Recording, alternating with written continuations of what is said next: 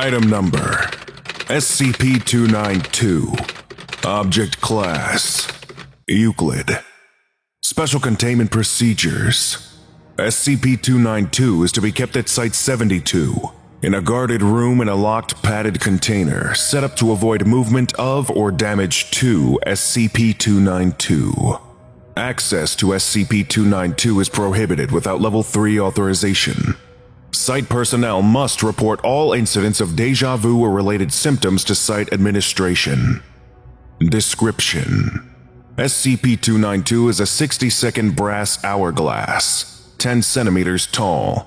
When all its sand is at the bottom and SCP-292 is flipped over, only 2 outcomes have ever been observed.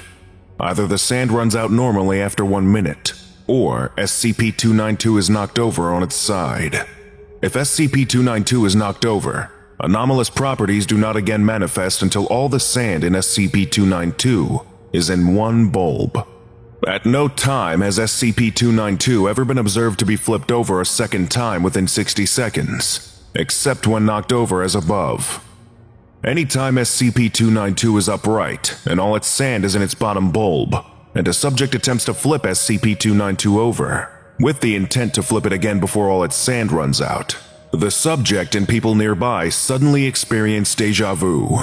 The intensity of deja vu is inversely proportional to a person's distance from SCP-292. The subject is often momentarily stunned by the experience. Persons experiencing deja vu from the same event often describe similar recalled experiences.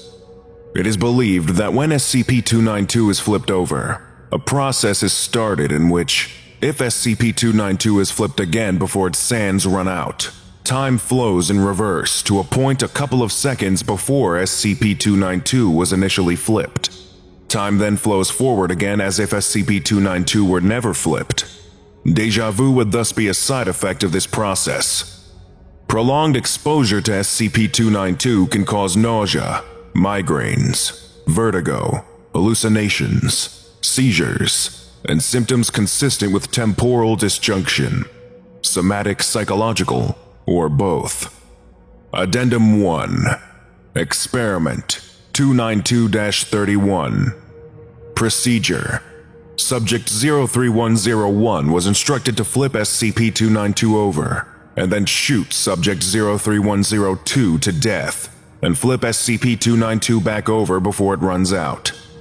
Results: As Subject 1 reached for SCP-292, both subjects, as well as other personnel in the area, reported feeling deja vu. Subject 1 exhibited elevated levels of adrenaline, while Subject 2 exhibited pronounced apprehension in the presence of Subject 1.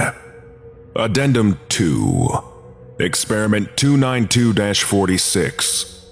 Procedure: Subject 04601 was instructed to flip SCP-292 over, wait 30 seconds, and flip SCP-292 back over.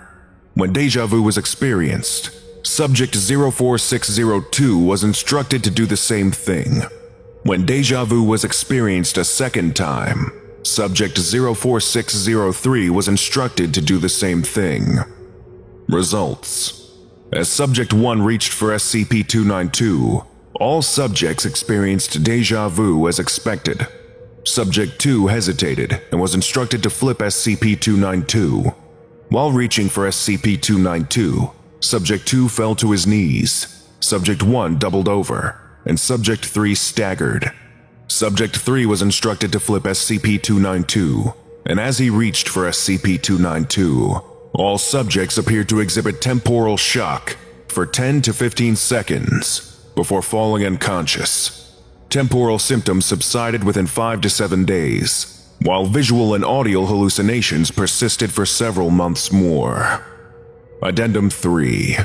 Incident 292-04. While preparing for Experiment 292-75, Dr. suddenly clutched SCP-292 to his chest and reported he had just experienced deja vu. Dr. said that he felt like he was about to drop SCP-292, and if he did, something bad would happen.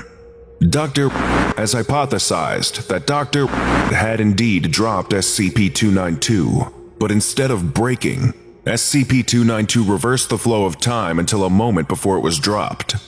If SCP-292 does in fact possess such a self-preservation system, the potential consequences: data expunged.